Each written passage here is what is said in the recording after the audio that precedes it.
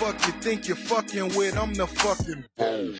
The real Rick Ross is not a rapper. Rick Ross Freeway Ricky was born in Troop, Texas, but he moved to South Central Los Angeles where he was raised by a single mother with his brother David. Growing up, Ricky saw his mother struggling to put food on the table, and at a young age was able to understand the realities of poverty and made a vow to one day be able to take care of his mother. Ricky had a love for the sport tennis, even stating it was probably the reason he never joined a gang and had dreams of becoming the next Arthur Ashe.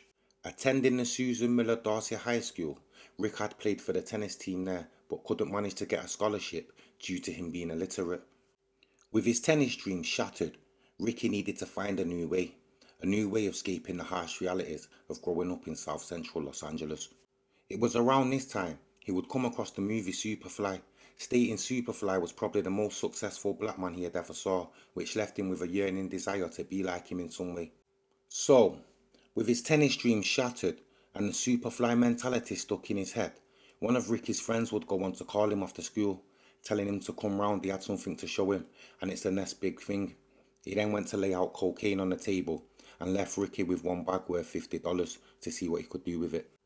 Unsure what to do with his $50 bag, Ricky would take it to a local pimping home, who would then go on to make crack in front of him, which would be the first time that Ricky ever saw crack, although they called it Ready Rock in South Central. The pimp would go on to smoke the crack, leaving Ricky $50 out of pocket, but he would introduce him to more users, which essentially started his business, which turned out to be one of the biggest cocaine operations in the United States of America.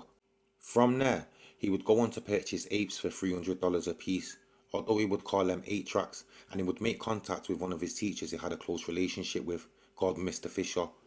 And it was then that Mr. Fisher would reveal to him he was also a drug dealer, and he would go on to introduce him to a plug from Nicaragua. Continuing to get drugs through Mr. Fisher, they came at a better quality and a lower price. But Mr. Fisher had a problem. He was a drug user. He used to smoke the drugs and sniff the drugs, which obviously was bad for business. Noticing the shortcomings of Mr. Fisher, both Ricky and his Nicaraguan plug decided it would be a good idea to cut him out and for them to just do business without him in the future. Climbing the rungs of the criminal ladder, he got to the point where his re-up was £8, which roughly translates as 4 kilos. It was then he decided to buy out his middleman, so he offered him $60k to introduce him to his plug, which he accepted. And it was at this time he come across Blandone. Oscar Danilo Blandone was a member of a Nicaraguan Contra who fled to America, and with his drug activities supported by the CIA, he was trying to raise money to support the Contras back in Nicaragua. Whilst working with Blandone, Ricky would make it to the top tier of the cocaine game and get to the level where his re-up was 100 kilos at a time. That was up until November of 1999 when Ricky was captured and he received a 10-year sentence for drug dealing, although this sentence was reduced to 4 years for him cooperating in helping to bring down corrupt police officers. After Ross had served his time in prison, Blandone, aka Takeshi 69, contacted Ross and said he needed help and said he had some kilos to offer him at 10 grand a key, which was a price too good to refuse. So Rick went with a friend to meet Blandone, where they arranged to buy 100 kilos at 10k a piece, which would work out at $1 million. Blandone pulls up to the side of their car and asks if they have the money, to which Ross's friend replied, "No, show us the stuff first." And Ross says, "Nah, it's cool, I know this guy, he's like my dad." To which Blandone tells Ross, "Go round the corner and check in the trunk of the car and make sure everything's legit." Ross then goes to the car, opens the trunk and sees that the cocaine's there, to which he signals his friend, "Yeah, it's cool, it's all there." The second Ross's friend hands over the money, bam, out of nowhere, lights, badges, helicopters, guns in the faces.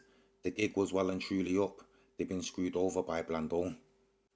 The setup by Blandone led to Ricky Ross being given a life sentence under the Three Strikes Law in 1996. Ricky would spend most of his time locked up studying law, which eventually led to him finding a legal loophole which led to his release. His case was brought before a federal court of appeals, which found that the Three Strikes Law had been erroneously applied and his sentence was reduced to 20 years.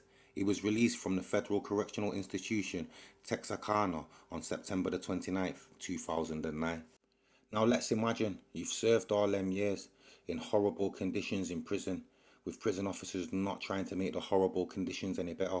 Prison officers deciding when you eat, deciding when you sleep, deciding when you can use the phone, deciding if you're allowed to visit or not, only to be released and have a prison officer that's probably never sold a drug in his life and more than likely has locked the doors of plenty of drug dealers pretending to be you and promoting this lifestyle that you yourself don't really want to promote. Which brings us to 2010, when Freeway Ricky sued William Leonard Roberts II for using his name, filing a copyright lawsuit against him in Los Angeles County Superior Court. Astonishingly, Freeway Ricky lost the lawsuit and William somehow won the lawsuit, which doesn't make any sense if you ask me. This has just been a small video about the legend that is Freeway Ricky Ross. I'd advise anyone who's interested in learning more about him to read his books or check out some of his interviews and follow him on his social media platforms. But anyway guys, like, comment, subscribe, check back for more, yeah? Peace.